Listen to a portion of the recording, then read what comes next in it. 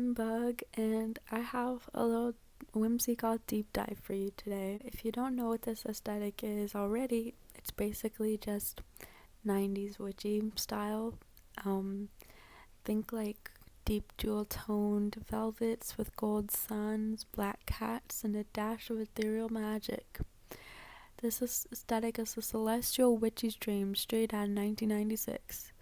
But where did this aesthetic originate from? Most would say it came from people like Stevie Nicks in the 70s, but I would say it even came earlier than that with people like Donovan, who were seen wearing celestial imagery like back in 1967 when Stevie Nicks herself credits her fashion sense to a random woman she saw in 1970 in Santa Monica. With the whimsigoth music style, we've already discussed Stevie Nicks and Donovan. It was very obviously in the gothic aesthetic too, or with the gothic music scene too, with like some songs I would describe as whimsigoth coming from The Smiths, Depeche Mode, songs that are very eccentric. In the whimsigoth prime of the 90s, there were a lot more artists who I think made music with similar vibes. Those being the Cranberries, the Sundays, Mighty Star, Smashing Pumpkins, and Enya, Kate Bush, and basically any gothic band from the 80s. So in order to better understand this musical approach, I've created a Spotify playlist that I will be adding to as I discover more music that I think is whimsigoth, and it'll be in the description below. So the whimsigoth style itself has lots of jewel tones, earth tones, celestial imagery, florals, silks, velvets, leathers, lace, and deep yet playful tones of witchy vibes. There are a lot of style icons for this aesthetic, but some of my favorites are Winona Ryder and Lisa Bonet. And if you want to like feel the whimsigoth aesthetic itself, then I would recommend some of these shows and movies: Sabrina the Teenage Witch, Charmed, Buffy the Vampire Slayer, Friends with Phoebe Buffay.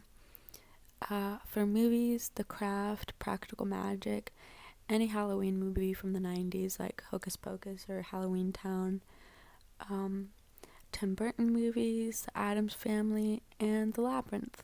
For decorations, I recommend candles, celestial imagery, once again, golds, deep reds, purples, greens, and blues. So now to get to some of my whimsigoth freaking decor and outfits. Some examples of whimsigoth decor I have is this little incense holder. Forgot to mention there's also a lot of nature themes within this aesthetic, and those tarot cards and gold books. And then I have this moon. I kind of burnt it a little bit because it used to be above that candle. But then I have some runes and some of my favorite whimsigoth artists like Mazzy Stars, Sundays. Fiona Apple can kind of be whimsigoth too. And then this George Harrison poster, these candle holders, this little section in my room with this candle holder, this little ceramic cat, and this art piece from my friend Jonathan from the haunted house I volunteer for, and this Sagittarius candle, gold jewelry, this guitar that I never play, and also this wicker armoire. And then this little dude that I have hanging from my ceiling is pretty whimsigoth too, with the gold and the fairy and the leaves.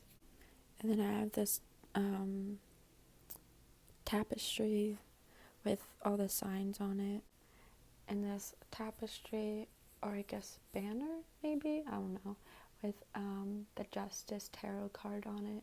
Some examples of whimsigoth clothes that I have is this floral dress, lots of jewel tones on this, and it has a corset back too. I have this black lace dress, it has like a little keyhole, and also this black velvet shirt I'm wearing right now is velvet, so it's just inherently whimsigoth. And if you want to see some of my more whimsigoth clothes, you can look at my YouTube video where I post or where I had some whimsigoth outfits.